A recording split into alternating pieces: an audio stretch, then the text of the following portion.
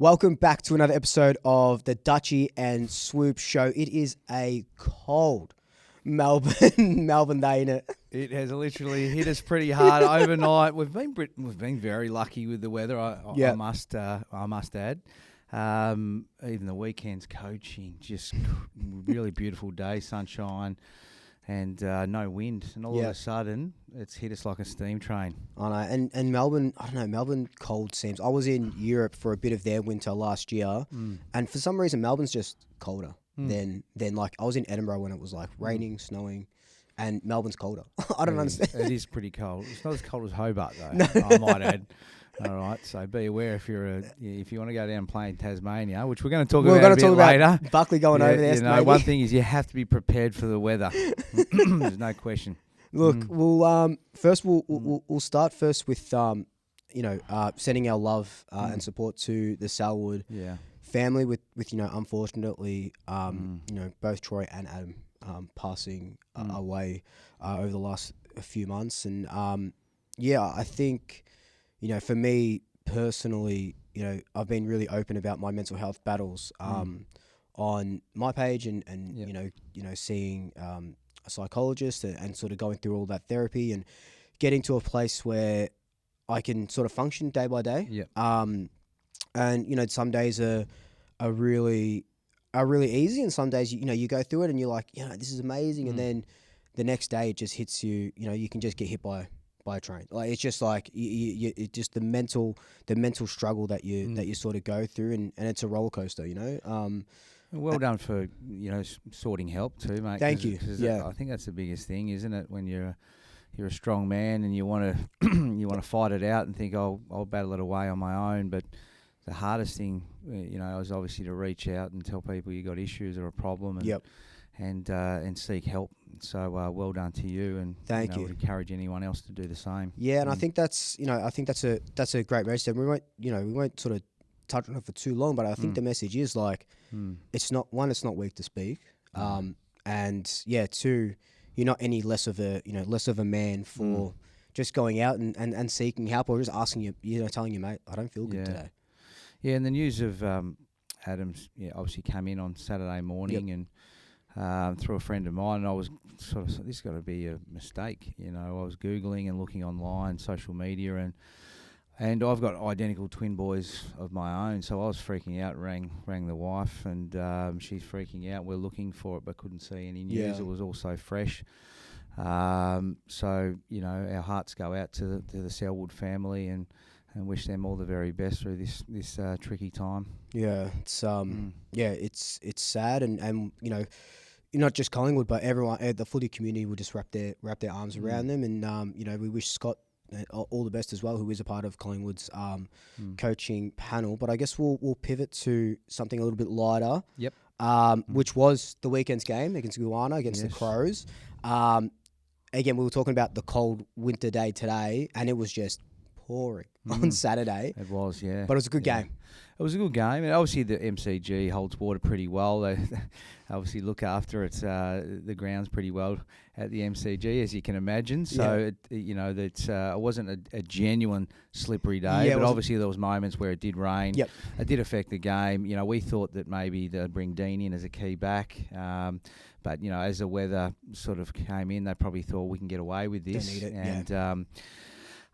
They went with obviously Howe and Maynard and Frampton had 10 spalls on the day as well, so they did a great job back there on the big boys. So it was a very entertaining game for a game that was probably a less scoring that we thought there might be based on the weather and the way the pattern of play turned out. I think I said, what was it, 20-point margin, 110 to 90, and it was a 10-point margin. So if it hadn't been wet, maybe I might have been on the money. Pretty close, close on the money, yeah. But it's 10 wins over the Crows now, so that's 11 games straight without the Crows getting a win. That's crazy, isn't it? That's a good form line against a powerhouse club. And I know they haven't had a great period, but the last couple of years they've started to get things cranking a little bit again. And look, they're going to be not too far away, Adelaide. They've got some real 100%. talent. Yeah, and you said last week, you said that if they could knock off the Pies, there'd be a genuine premiership threat. And, to lose by 10 points, to have the chances that they did, and we talked about it, it's just all about efficiency, and Collingwood were more efficient going forward than the Crows were. Yeah, there were some moments in the game too, and some mistakes being made by certain players on a couple of 50-metre penalties, and there was. I do feel like we're really efficient going in at the moment. When we go inside, we look dangerous. The good thing is, in terms of clearance at the moment, we're not overly strong, or haven't been certainly the last couple of weeks. I think Fremantle smashed us last week, and then. They'll play Adelaide were plus 10 again on the weekend, so they need to fix a few things up there, and I don't know how that will happen. I noticed McCreary started in the middle on the weekend, which looked like a pretty good move. He got a couple of centre clearances out of there, which he looks handy through to the middle of the ground. So at least they're trying something. But the way they set up behind the footy and get the ball back and then use the open side and run in waves through the middle of the ground is really exciting, and that's where they're getting most of their scores from turnover. And I think that's something that I wanted to bring up with you, not only as a former player, but as a coach as well. So that's 2 weeks in a row where we've lost the clearance count, lost the inside 50 count. So we're not getting first hand to the ball. We're not getting, first shots at goal, but we have been winning because we have been efficient. Yeah. You can't sustain that, right, for a whole year. Like, you do that in finals, you're probably going to get cooked by the you play team. 3 finals and you get done over 2 out of the 3 in clearance. Yeah. You can bet your bottom dollar you're going to lose one of those games. Yeah. So, and you wouldn't want it to be a grand final. So it needs to be fixed up pretty quick.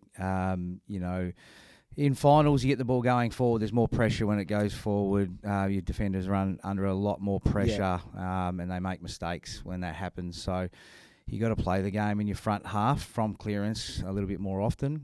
They'll fix it up. They've obviously got the quality there. They've got one of the best ruckmen going around. I think as good as Darcy Cameron is, he's probably not one of the tallest and best tap ruckmen. He's a smart, creative body worker.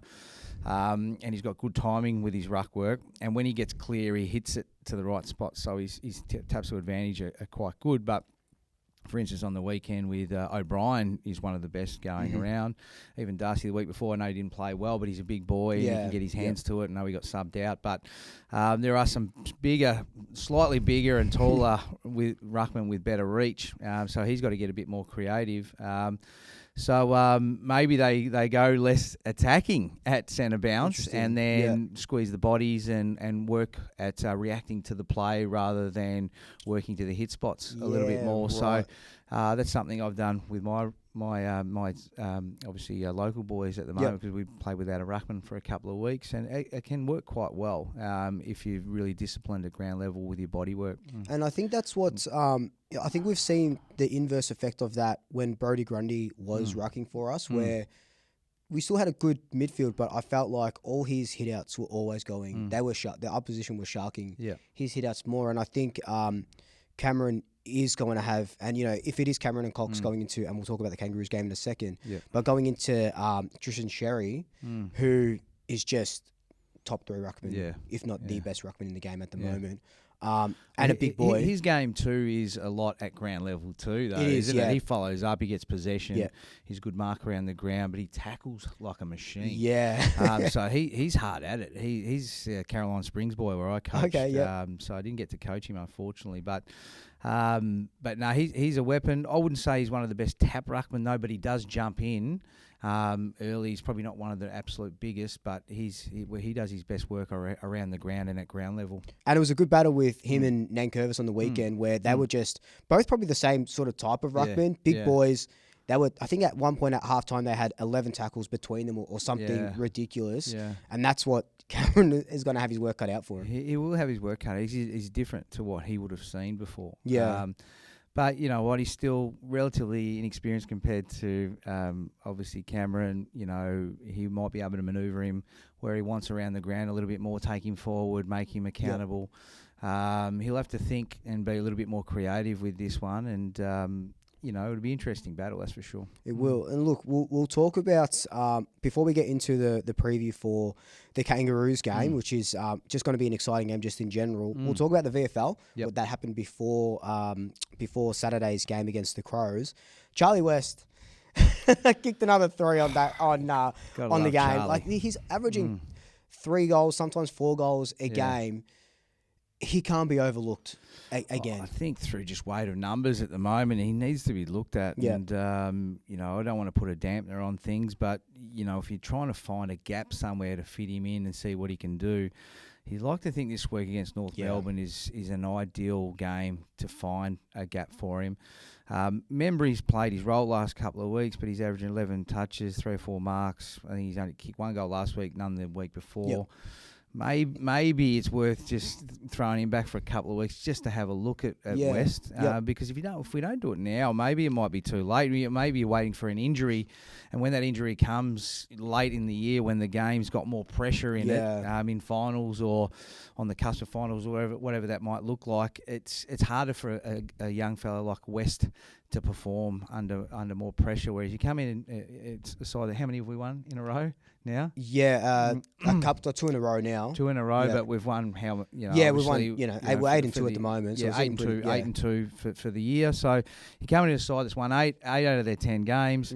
It's a more support around him going into a game against, nothing to say anything bad about North Melbourne, but if there's any game to put him in for where he might feel more comfortable in his surroundings, this is probably it. And let him go to work, and let's see if we can find a player, not just a role player, but a star in the making. Yeah, and it's funny you should mention Membry, because I remember when we did sign Membry, there was talks of him potentially not playing, every single game. He was just going to be a role player. But, what he's done for the forward line, but now with Dan McStay sort of out, and, these guys, and we talked about it a little bit off air, was that, Mychek, Cox, Membry, all over 30. Yeah, that's right. So one of them will need a rest coming up. Right. And we know that Craig McRae and the coaches love resting players. We saw those 4 get rested against Fremantle. I don't, out of everyone, it would probably have to be Membry or Mychek again. I know Mychek just came off that rest, but you probably do need that second ruck against. Membry probably hasn't had a breather yet either. Like no, he's probably might be a week just to give him a week off. Yeah, 100%. Because he's had all these games in a row. He's in his 30s. Also, the dynamic of the forward line at the moment, when you look at it, Mychek and Membry are pretty similar sizes. Yep. So they're only 6'3", these guys. Membry might be slightly shorter than that, but 6'3" max, whereas this kid is 6'5". So he's closer to the sort of McStay type height. So he's got longer levers. He's a better probably contested mark at its highest point. So when you go for that deep kick, or get out kick inside 50, he's probably better placed to take a stronger mark, or at least bring the ball to ground than Membry is, because I think he's only 191, Membry, or 192. Whereas this kid's 196, 197. So I'd like to see it. Might be the sort of play you need. Like I said, they're a little bit similar. Plus they're both in their 30s. Let's get some energised young players 100%. Into the mix, and it might help us when we need a little bit of youth and freshness at the right time of the year. 100%. And I think for me personally, I probably haven't been this excited for, like, obviously, we were excited when Nick Dacos was going to debut. Yeah. But before Nick, I reckon I haven't been this excited for a debutant for a long time. And Charlie West, because we haven't drafted a key forward in probably since Ben Reid and maybe really? Nathan Brown, like a key position players when they went 1 and 2 in the draft. It's ridiculous. It's ridiculous that we've finally drafted a key position, and he's performing. And it's, this is not to, like you said, not to, say anything less about North Melbourne, but you'd rather him play against the North Melbourne at Marvel, at dry surface, than against Adelaide's defenders in the wet at the MCG. Yeah, it makes it tough. You're doing a bit of chasing on the way out. They transition really quickly, and wouldn't have suited him last week as much, I don't think. So this might be the one to set himself for. I really hope they pick him. I think it's a good move. I'd be disappointed if they don't. And you'd feel for the person who gets dropped. But we've been managing players really well all year. Yep. McRae's done it really well. He's bringing players in and out. I think he's got to continue that all year now because, as you know, you just keep playing players and you might lose a game out of making the wrong selection, but you'll win one or two because you're managing your players better and they're fresher and in the right mindset as well. So I think it's the right move and it'll be interesting to see what they do. And I guess another one in regards to selection as well is Tom Mitchell has fully put his hand up now. Yep. So he played last week. He played 50% of the game, which is what he needed to do. Yep. It was supposed to be 75% this week, but he played a full game, had 13 tackles. His numbers weren't 21, I think. Was it 20? Yeah, so 21. It was pretty high up there. A bunch of clearances, but the way he's the Wombat. The way he just burrows in there. And do you think? Well, if they're resting side bottom like they said they would this week, they are. Yeah, they're managing. That might be like for like. That might be a cheeky little way of getting him in and seeing if he's ready. And if he doesn't perform, you can just bring side bottom out, put him back, and give him another couple of weeks till he's ready. It might be worth the risk. I guess that was which was a good segue into my next question, which was we might be able to see how Ned Long and Tom Mitchell work in the same team. And Tom Mitchell, I think his 2023 season went under the radar a lot because we won the flag and every Nick Dacos and Josh winning best and fairest and stuff. But Tom Mitchell was a catalyst of why we won that flag with him. He's in and under work. And, we just talked about losing clearances, losing first touch of the ball. That's what Tom Mitchell gives you, Mate, well, that's where the weakness is right at this point in time. And he's just so good at reading off the hands and getting first hands in and under and feeding it out. We've got some quick wave runners through this list with the Dacos boys, obviously, and Crisp and these guys and Quainer and these halfback flankers that are just getting territory at the moment. But it's no good having these weapons on the outside if you can't get first hands and feed it out to these guys. And I'm not saying we're doing a bad job of that at the moment, but Ned Long is a little bit more of a pressure player as well. And, he gets the ball back. So whereas Mitchell can do both. He's a high possession getting player, as we know. Average 30 possessions his whole entire AFL career, which is outrageous. 25 possessions will do at the moment. And 8 clearances, which is something that Mitchell's done time in, time out, game in, game out his whole career, is something that we need at the moment. Yeah, and I think a perfect, not to. Wreck a good thing too much and not to take North Melbourne too lightly because we know what happened last season. But it's good it's probably one of those games where you'd rather try them in these games and see if Mitchell's body can hold up again to a full rigor AFL game than trying Charlie West and Tom Mitchell against a top 4 side like Hawthorn next week. Yeah. Well, you want to see a glimpse of it and whether or not they'll be able to hold up to the pressures and the fitness levels and the 4-quarter efforts this week because we know Hawthorn, they're obviously a very good side, they're a very skillful side and they run. They're as fit as anyone.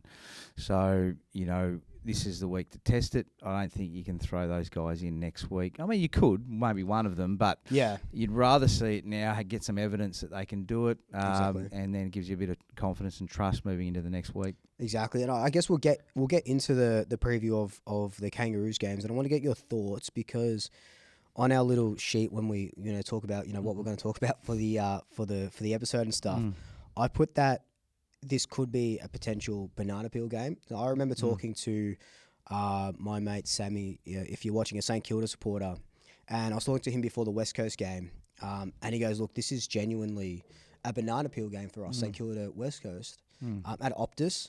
And lo and behold, they sort of lose that. And I'm not anticipating Collingwood lose this game, but the evidence is last year, Kangaroos were in the same spot. We were in the same spot as well, or where we sort of are now. And we're down 54 points, and we have to come back. We win by a point. As a player, before we sort of get into that game, how did you guys prepare, or you specifically prepare for a team that was, say you were on top, which we were, preparing for the teams that were lower in the rung? Yeah, it was always a hard one because subconsciously you're already thinking that you're a better team, even though you don't want to think that way. And you don't think that you're thinking that way, but you actually are subconsciously going, we should win this, even though you're telling yourself, I've got to go harder because this is a danger game. Yeah. You still know that you're a better team. So if everyone's 3 to 5% off, then that can, obviously, hurt the way you start. Next thing you know, the opposition, 5 goals up, or 5 goals to 3 at quarter time, and they've got a little bit of excitement in the camp, and they think, shit, Collingwood aren't that good. We've got these blokes, and next thing you know, once the opposition team, regardless of who they are and how good they are, have a bit of momentum, it's hard to stop, and then you've got a game on your hands. So just got to start really well, and that's, as a coach, I'd be presenting that. I'd say, look, I don't care what happens today, but I just want to be ferocious at the start. Yep. I want to really challenge them with our running capabilities and really push us and work as hard as we can right from the start all the way through to the end of the first quarter. I want you to leave nothing in the tank by quarter time, so that the opposition, whether we're level or up or down, doesn't really matter. As long as we've challenged them physically and mentally by quarter time, we want North Melbourne as a young, inexperienced side coming in at quarter time going, geez, I'm not sure if we can sustain this at this level. And you're already in their head, and you're not far away from breaking them already. Whereas you start at 80, 90% and you give them a little bit of a leg up or an opportunity to score, and they get in at quarter time going, geez, we're up here, we're going well, I'm feeling good, I'm on top of my game, then all of a sudden they think they're in it, and they find a way to stay in the game for longer. So start is critical in these games, and just being ferocious and in their face, and not just playing the game out, but really, I think this is one of those games where you got some younger players out there that are good young players, but if you really tackle hard, you get in their face and just keep them honest. One or two of them might not like it, and it might be a bit of a shock to the system, and you might get it on your terms a little bit earlier than normally. Yeah, and I think that's the biggest thing, because I remember last year we didn't start well, and then obviously we go down 10 goals, and I remember thinking that we just went in. I seemed like we went into that game thinking, oh, we've had a crappy couple of weeks. Yep. This one we'll bank this one. But then you look at North Melbourne now. They drew with the reigning premiers, and they could have well have beaten them if they knew how to sort of close out games. We talked about this a couple of weeks ago. They beat Richmond in a close game, which was a really good game. So they do have a head of steam. So I think what opposition fans don't sort of see, and the fans that I've been, or the people that I've been sort of speaking to, like, when I say, it's a banana peel game, they go, no, you're just saying that. You should win by 90 points. Like, we're getting the Kangaroos and West Coast and Richmond, because we haven't played them yet. We're getting them when they've got 10 weeks of the season. So they're getting used to their bodies. They're getting used to the game plan. We don't have them, halfway through the season like Carlton did when they had West Coast and the Kangaroos, beat them by 80 points each when they weren't flying. Now they're starting to get into a head of steam, and they're rolling now. They are. They're playing some pretty good footy, and they're confident. They've got nothing to lose still too, exactly right. But the fact that they've won a game and they've drawn a game, and that just gives them a little bit of light at the end of the tunnel. Yep. And this to them is a bit of a free hit, so to speak. Bit of a free hit against Collingwood, and you know what? I don't know if we play that well at Marvel either. And that's the thing, we don't. So it's different. The lights are a little bit of a different shade. The dynamics of the ground, it's not as wide as the MCG. We like to play in space. Yep. So that's why I say the start's so important, because you just don't want to come in at quarter time with North Melbourne having the ascendancy, and then they stay in the game for longer, and it's it's hard to shake a good energised young team when they're in form. So it will be a really interesting game, and they'll be frothing. You can imagine they're building themselves right 100%. Up for this. So we're going to make sure we come in all guns blazing. And we talked last week about potentially bringing in Charlie Dean. North Melbourne, maybe their forward line isn't obviously as potent as Adelaide's would be, but Larkey and Jack Darling kicked 2 goals each last week.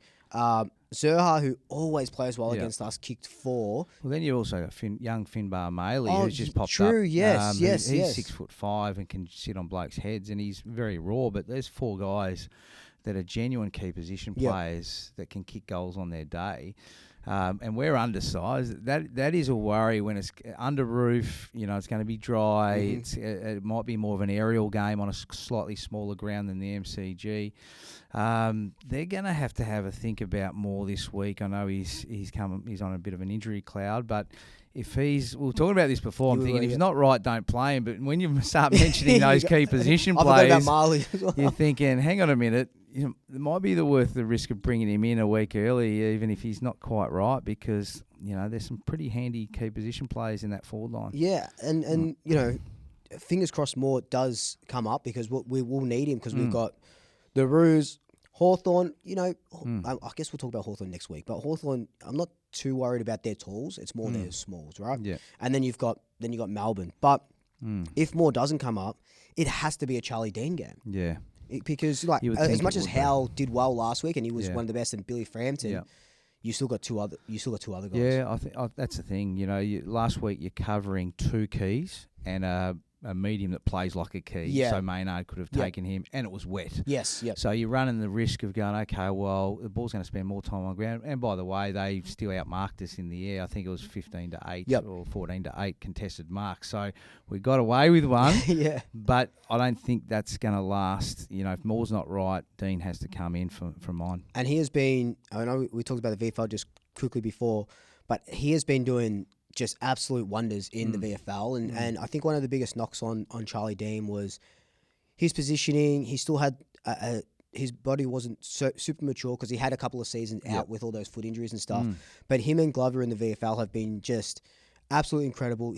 Charlie Dean just looks really, really confident, and that's what we wanted to see. That's who we want to be, that Howe replacement eventually. And we might end up making maybe another 3 or 4 changes and non-forced changes, because there hasn't been, I don't think there was any injuries from last week. So a couple of managed players, a couple of changes of position. We still don't have Degoe. Lockie Schultz is still out with that concussion, so he's still not doing well from that. How do you see this sort of game just playing out?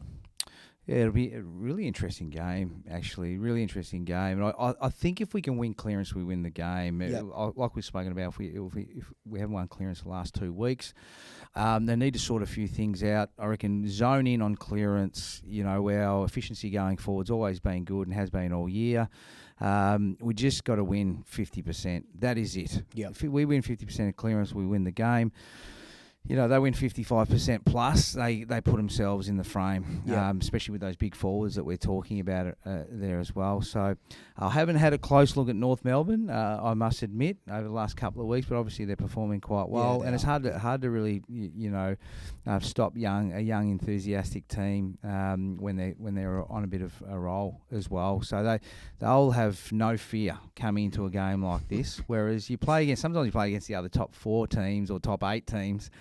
They are like, oh, geez, Collingwood, this isn't going to be easy, and they overthink it. And you've got them half beat before they've even started, because they're nervous and they're going, we need to win this to make the top 4 or to stay in the 8. Whereas North Melbourne are going, you know what, we just want to keep improving. Here's another opportunity to challenge a great opposition and potentially get a scalp. Exactly, we don't even care about making the finals or whatever. We just want to play well against a good side and go as hard as we can for as long as we can. And then, that sort of attitude sometimes can come off. No, exactly right. And we've said it, time and time again. When your back's against the wall as a younger side, and Collingwood's done it, even when we've been a good side, but our backs have still been against the wall, that's when you fight back the most. And I really don't, this game can go just a bunch of different ways. And I'm actually less confident for this game than I was for a game like Fremantle when we did rest all of those players, because, like you said, North Melbourne don't have anything to lose. I guess it's going to sound pretty bad, but it's not like they have a reputation to lose, because they're still a young side. They're still learning and they're still getting better. But I personally think that this is going to be a 4 or 5 goal game win for us. I'd love to go in and win by 90 points. Give me that, give me that percentage. And I think on top of the ladder, exactly what you're saying. I think Fly has to sell it like that. I don't care how we win, whether it's ugly, whether it's by a point or 5 goals. Because sometimes you can go into these games, a nice little percentage booster would be great. As soon as you start thinking about that, you're already half beat. Yep.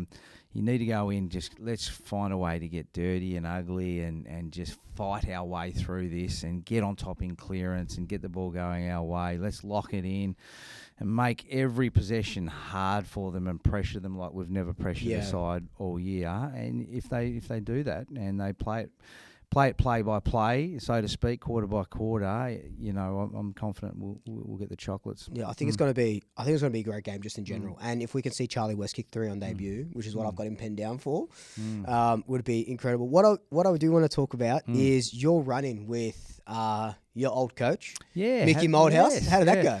I was actually going to see the doc in the Olympic Park Sports Medicine, and on the way there, I ran into Mick Malthouse. I hadn't seen him for a couple of years, and had a really good chat for half an hour. Actually, I was running late for my appointment in the end, having a chat with Mick.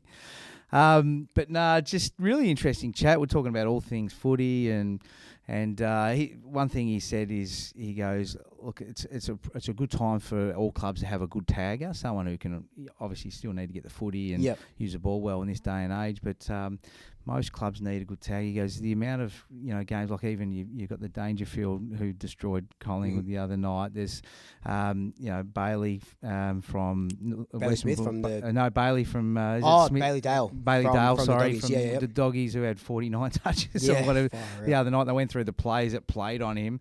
He's had 12 touches on this player, 13 on this player, and 14 on this player, and no one sat on him at any stage. He said, why wouldn't you? And he goes, if they're good players and they've been playing consistently well, shut them out early, and so their confidence is down for the remainder of the game, and then it makes the opposition coaches think about how they're going to fix their structure, how do we get this player into the game. So it gets them off their game as well. Plus, you're taking away 20 good possessions potentially away from the opposition. So we had a bit of a chat about that, and actually, one thing that he actually said, which was really interesting, sorry, for tell all these little secrets that you've been telling me, Mick, but he said he was having a chat before just on the cusp of the final series in 2018 with Rob Wiley, and they were talking about the form of Still Sidebottom and some of the other players, and Mick had told him that out of all the players that he'd coached, Still Sidebottom was the one player that really struggled with a tag. All right. And as you can remember, his form lead in the finals, and then his form in finals up until the grand final was out of control. And the thing is, Sidebottom had very rarely been tagged because, for some reason, and I don't know why, because he's just as good as these guys, if you ask me. Swanee had been the one that had been tagged, and then obviously Pendles as well, and DeGoey at times, when he was playing consistently well. So he's the one that's always got off the hook, So he let that little bit of information out to Rob Wiley, and he goes, I was watching the grand final and noticed that Sidebottom got tagged in the grand final at the start of the grand final. He's going, I wonder if this is from the information that I gave Rob. Anyway, as you know, he got tagged out of it in that grand final, and we lose by less than a goal, and I think still had 7 kicks for the game. So I'm just going, Mick, did you just cost us a grand final? No, you can't blame Mick Malthouse for that, because it's a million things happen in a grand final, but geez, it would have been handy for a Still Sidebottom to be playing that day. Yeah, because Steele did win the Gary Ayres medal. I think that was the year he came second in the Brownlow as well. Yes. And I think by his own admission, he had a pretty bad grand final. I don't want to think about that grand final, to be honest. That just, I don't want to think back to that one. We love Mick, though. If Mick wants to come on, we won't. We'd love to have you on, Mick, even though I've just dobbed you in and blamed you for us losing the grand final in 2018. And Mark Hutchins was the guy, the West Coast Eagles player that tags Still Sidebottom. We're trying to think of that player earlier, but sliding doors. Yeah, I know. But talking about that grand final, and we talked about Mick, and another one of your ex-teammates, the guy who coached that grand final, Mr. Buckley himself, is pretty much headhunted for that Tasmanian job, and you're a Tasmanian boy. Yeah. What are your thoughts on that? I might go down and join him if he gets a gig. I think it'd be fantastic. Obviously, when you're starting a new club, a little bit like GWS with Sheedy, you need someone, number one, who can coach well. And Bucks has proven he's a very good coach. Second to that, you want someone with a bit of a profile that can draw, some PR and sell, obviously your club, the state, and bring people through the gates. Yeah. And Nathan Buckley's going to be able to do that. Plus, he's a smart guy. He's intelligent, human. Bucks, he'll be able to get them off to a great start. And obviously, And we heard that Derek Hines also got the recruiting job. Yeah, so there's already a connection there. I did text him to say congratulations. Deck, you haven't texted me back either, by the way. So there's a bit of a Collingwood fraternity potentially floating through. Look, I'm sure they're talking to other coaches. Yeah. The Longmires and of the world and these guys, So, but as soon as Buck's name gets attached to it, obviously that's going to create headlines. So it'll be interesting to see how it goes and whether or not Bucks wants to move to Tassie, move his life there and have another crack at it. But Buck strikes me as someone that maybe would want a job where there's a window of opportunity to win a flag quicker or sooner rather than later. Especially given he hasn't won a flag as a player or a coach. Yeah.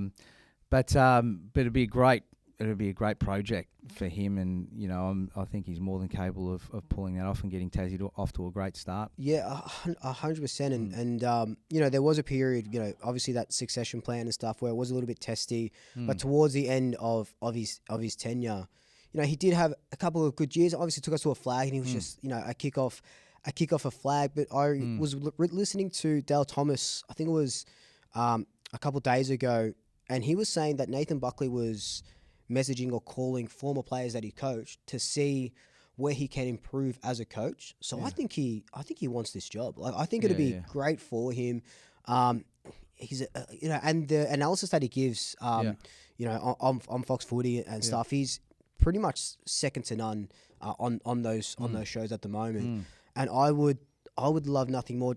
Almost like I would love nothing more than for John Noble to get a flag with the Suns. Yeah, sure. I'd love nothing more. I don't care where Buckley goes. Yeah. As long as it's not Carlton, to win to get a flag. Yeah. To get a flag, he's one of those guys that just really does deserve it. Right. He deserves one. And I think knowing how competitive Nathan Buckley is, and knowing him intimately, obviously he was number 5 locker and I was number 6 with him for 8 years, and just to see how he prepared and see how much he wanted it and see how motivated he was to win the trophy at the end of the year as a player, I can absolutely guarantee you that he would want to get back into coaching at some stage and have one more crack.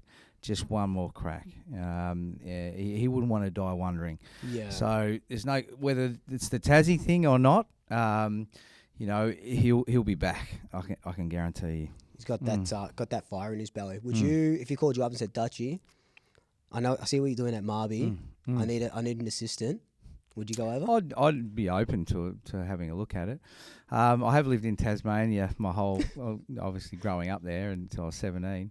So moving back there would be the hardest thing when you've got your life here, kids here, and all the rest of it, and it's 5 degrees colder as well.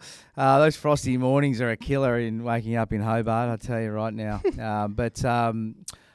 Look, it'd be great. Look, I'd love to get involved in some capacity, even if it was like a forward scout for recruiting or something here in Melbourne, just to help Tassie in some way, shape or form get off to a good start. We've been waiting for this for our whole lives. I remember being 8 or 9, 10 years old when they did a fake membership and they were thinking about trying to get a team in. Oh, well. So we're talking, however long, I'm 45 now, so we're talking 30-odd years ago. They were doing fake membership drives back in those days, and they got 20,000 members. Whoa.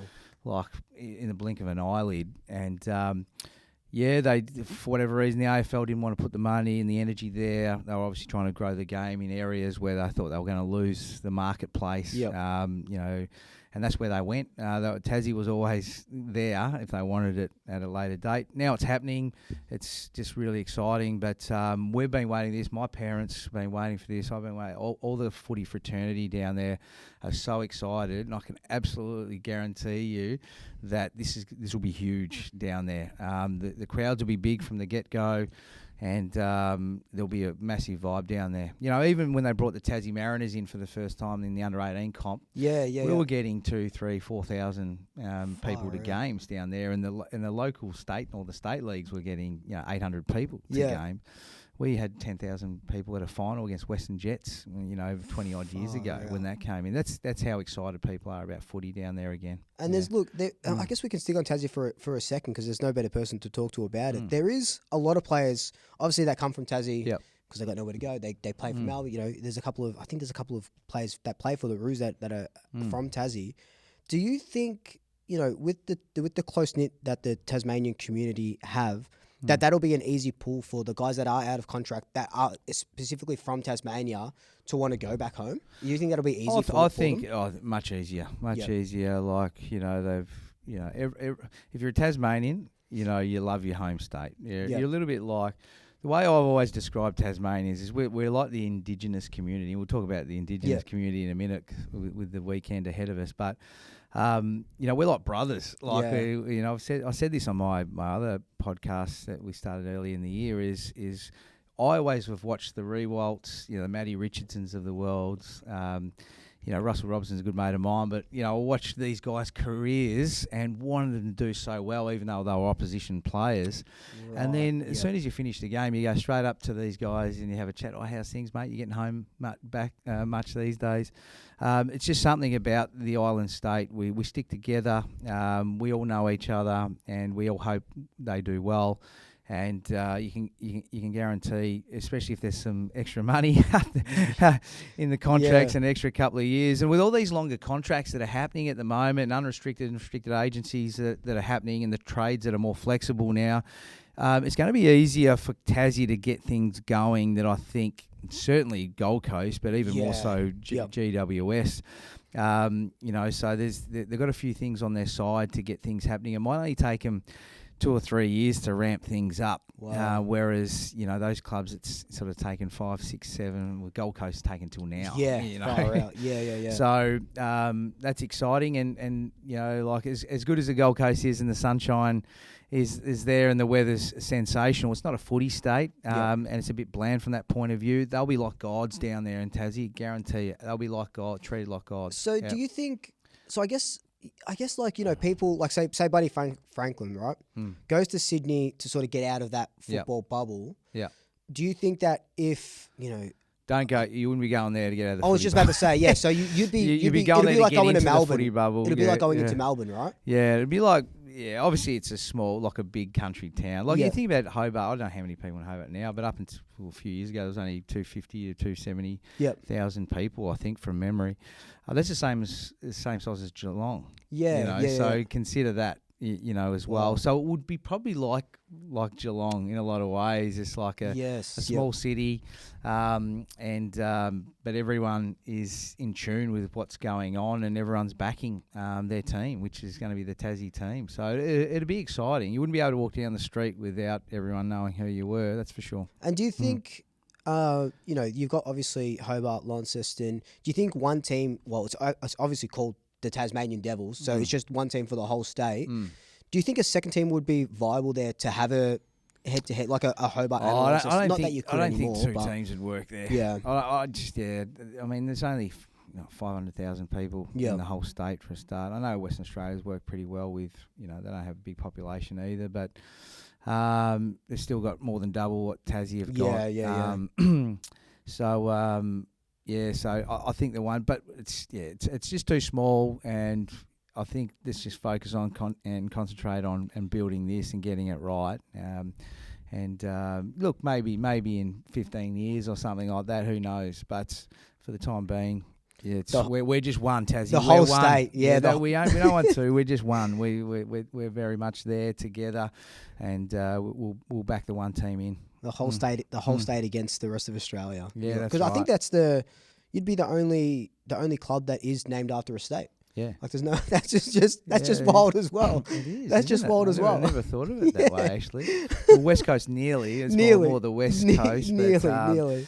But yeah, so. Yeah, that's exciting in itself. Yeah. You know, and we've never really got, even though it's a national competition, we've never really got there because, you know, we've obviously Northern Territory aren't there yet, Tassie aren't there yet, but we're one step closer. Yeah. And look, you talked about the Indigenous round as well, and Sir Doug Nicholls round. We had one part, it's over 2 weeks, so we had one part of it against Guyana, the Crows. Yep. You played with some absolutely incredible Indigenous Australians. Yeah. You know, I was at the president's lunch, and I watched had the privilege of watching Daniel Wells speak, and of course Leon Davis, and you saw him do some absolutely magical stuff on the field. Leon Davis was a freak. He was such a good player.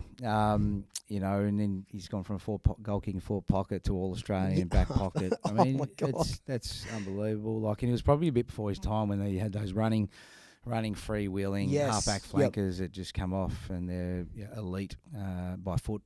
He was probably one of the best, if not the. Dale Kickett's probably actually the best Indigenous player I've ever played with. Yeah. He was unbelievable. He was similar to Leon at halfback, but he was like he could take hangers. He was hard at it. He was good left and right foot, and he was elusive as well. So he's won a couple of best and fairest at Fremantle, and he was an absolute freak. But played with some really, really good footballers. There was a lot of Indigenous boys. I reckon there were 6 or 7 Indigenous players who were playing most weeks when I was at Fremantle. Stephen Coops and Troy Cook and these guys as well. Clem Michael was a good up-and-coming ruckman. But obviously Leon Davis is one that really stands out. And the Collingwood faithful just love Leon. Leon. And he was just, they called him Magic for a reason. Yeah.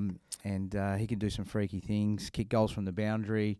He'd be one of those players where we just needed something to set us alight. He could kick 2 goals in 5 minutes, and next thing you know, it just changes the face of the game. So, and I know obviously with the Dreamtime game, I think they've had 79,000 last 2 years. They're looking to get 80. And it's a Friday night. It's going to be. Week. It's going to be a fan.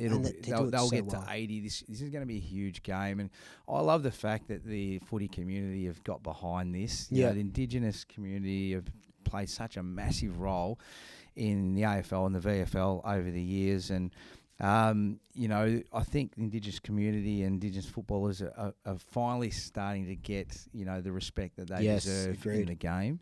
And you'd love to be playing. I think you'd love to be playing in this era as an Indigenous player more than any other area, based on the respect that you're getting from your peers, and you can play with freedom these days without all the stuff in the background. 100%, and it's good mention of the Dreamtime game coming up, and it's Richmond Essendon coming off what happened to them last week, and Richmond obviously that close loss. This is going to be not only for the game but the occasion. I don't know about you, but I've yet to go to one. I'd love to get to one because watching it, and it's one of my favorite on the footy fixture to go sit on the couch, get some takeout Friday night, takeout, watch it on the telly. It is. It's just you just feel like this week the Indigenous boys go, I want to do something special today. I want to have a special game or a special moment. And you just, for some reason, you see these crazy marks or goals from the Bobby's goal line, and then and then these awesome celebrations that come with it. Everyone will be waiting for these moments. This particular weekend, especially on the Dreamtime game. But I reckon that'll be a great game and a close one. Yeah, I think it'll be one of the games of the round, and all you have to do is look to the start of the year when the Indigenous All Stars played against Fremantle and what we saw those guys do there, and it's just like you said, we're finally giving them the respect and the accolades that they've thoroughly deserved for so long, and it's just amazing to see. And we got Bobby and unfortunately AJ's been injured and he's coming back from his injury, but we got some really good players down there as well. And we've had a good history of really good players and wanting to see the next sort of generation. But I think it's going to be a really, really good game, really good round of football this week. There's a lot of games that can go either way. There's the Melbourne-Sydney game. There's a Brisbane-Hawthorn game. There's a lot in these games, which is that's an 8-point game. Yes, classic 8-point game as well. And Sydney need it more than anything, and Brisbane struggled the last couple of weeks and need it just as much as Sydney all of a sudden. So, there's some good games this week. I'm excited, but I'm only really more excited about the Collingwood game and just making sure that we get it done this week. We've got to get it done. There's no question it's a danger game for us against North Melbourne, and I'm excited to see what we can do. Definitely. And look, before we go, like we did last week, I got a couple of questions. We put it up on Instagram, so if you want to get your questions in, jump on our Instagram. So I've got a couple here. Questions for the potty. All right. Jake Robinson 19 asks, "How's your lid status?" Oh, the lid status? Not completely off at the moment, but there's different levels of the lid being off, isn't there? I mean, confident that we'll be there. Obviously, the top 4 and getting the double chance at the end of the year. Yeah, which is the biggest thing. That's the type of lid off that I am at the moment. But they're hard to win, these premierships, no matter how well you're going. So I think if we keep managing the list the way we are in terms of resting guys here and there, it's a marathon effort. You've got to get your players through. You've got to get them mentally right for the right time of the year and physically.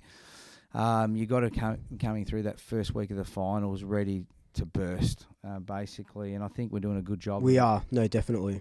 All right, Feds the Tribal Chief asks, cool name though, Feds the Tribal Chief. He asks, has Harry Perryman's season been underrated? Now, Perryman brought in as, we want you to play midfield, predominantly midfield. Reef goes down.